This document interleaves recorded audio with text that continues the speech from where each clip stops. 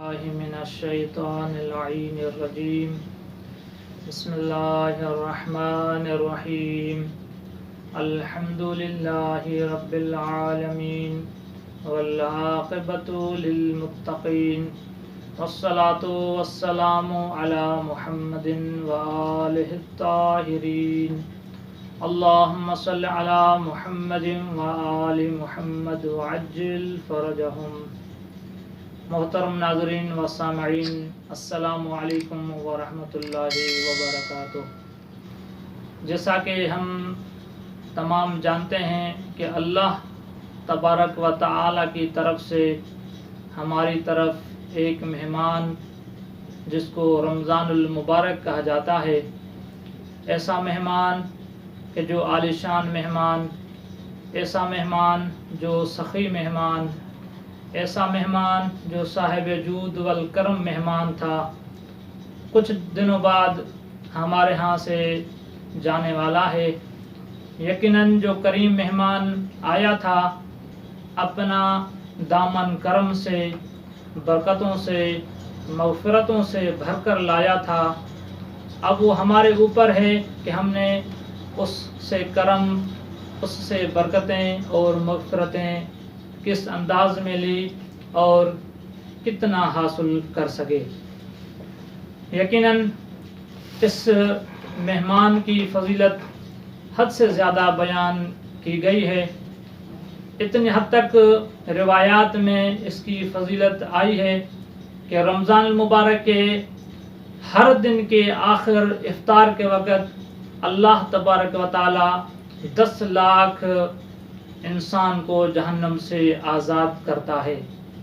اور جب اس ماہ میں برکت والی رات جمعۃ المبارک اور برکت والا دن جمعہ کا دن آتا ہے تو اللہ تبارک و تعالی اس رات اور دن کے ہر گھنٹے میں 10 لاکھ انسانوں کو جو جہنم کی آزاد کے مستحق ہو چکے ہوتے ہیں آزاد کرتا ہے۔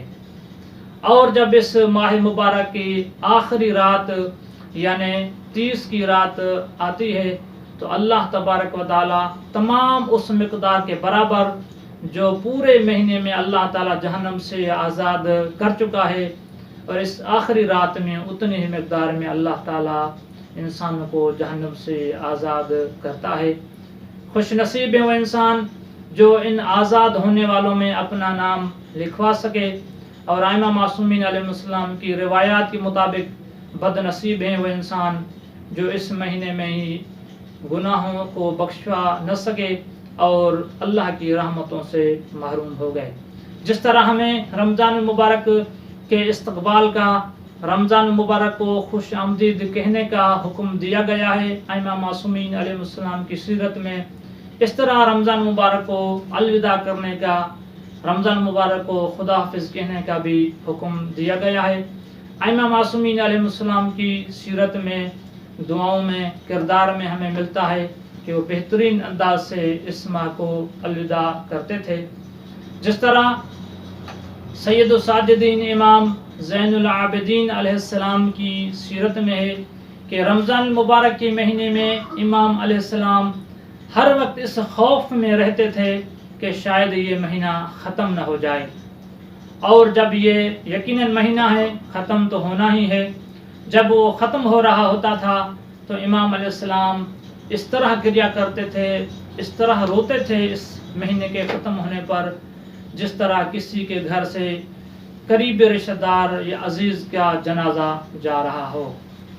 جیسا کہ کسی کے والدین کا انتقال ہو جائے، اولاد مسلسل روتی رہتی ہے، اور کسی ماں باپ کی اولاد کا انتقال ہو جائے تو مسلسل روتے رہتے ہیں، جبکہ دوسرے لوگ اس کو چپ کروانے کی کوشش میں ہوتے ہیں لیکن وہ بھی خاموش نہیں ہوتے کیونکہ اولاد سے ان کی جدائی ہو رہی ہے۔ تو امام علیہ السلام کی بھی یہی حالت ہوتی تھی، لوگ باتیں کر رہے ہوتے تھے لیکن امام علیہ السلام مسلسل روتے رہتے تھے، اور پوچھا جاتا تھا کیوں رو رہے ہیں تو یہی جواب ملتا تھا کہ رمضان مبارک جا رہا ہے، اس کی جدائی اور فراق میں امام علیہ السلام رو رہے ہیں۔ یقیناً ائمہ معصومین علیہ السلام ان رازوں کو اور ان باتوں کو جانتے ہیں کہ اس رمضان کی کیا کیا برکات تھی جو ہم سے ابھی جا رہی ہیں، اور ہمیں بھی ائمہ معصومین علیہ السلام سیرت کو اپنانا چاہیے، جتنا ہو سکے حاصل کریں رحمتوں کو، اور آئندہ سال کے لیے اللہ تعالیٰ سے دعا کریں۔ رمضان مبارک کی ودا کے بارے میں ائمہ معصومین علیہ السلام نے ہمیں دعائیں ارشاد فرمائی ہیں۔ جمعۃ المبارک جو رمضان مبارک کا آخری جمعہ ہو اس میں، اور رمضان مبارک کی آخری رات اور آخری دن میں دعائیں وارد ہوئی ہیں۔ ایک دعا جو مختصر چھوٹی دعا ہے مفاتیح الجنان میں موجود ہے۔ ایک روایت اس باب میں جابر بن عبداللہ انصاری رحمۃ اللہ علیہ فرماتے ہیں، رمضان مبارک کا آخری جمعہ تھا تو میں رسول خدا صلی اللہ علیہ وآلہ وسلم کی خدمت میں حاضر ہوا، تو رسول خدا صلی اللہ علیہ وآلہ وسلم نے فرمایا، اے جابر کیا تو جانتا ہے کہ یہ رمضان مبارک کا آخری جمعہ ہے؟ جابر نے کہا جی آقا میں جانتا ہوں۔ تو رسول خدا نے فرمایا، جابر اس مہینے کو ودا کہو، اس مہینے کو ودا کرو۔ تو وہ مختصر سی دعا ہے جو رسول خدا نے فرمائی، اور اس دعا کا نتیجہ روایت میں یہی ہے کہ جو شخص اس دعا کے ذریعے سے رمضان مبارک کو ودا کرے گا تو اس کو دو چیزوں میں سے ایک ضرور ملے گی، یا تو یہ ہوگا کہ آئندہ سال اس شخص کو رمضان مبارک نصیب ہوگا، اگر آئندہ سال نصیب نہیں ہوا تو پھر اسی ہی رمضان میں اللہ تعالیٰ اس کے گناہوں کو بخش دے گا۔ مفاتیح الجنان کی طرف رجوع کرنے کی ضرورت ہے۔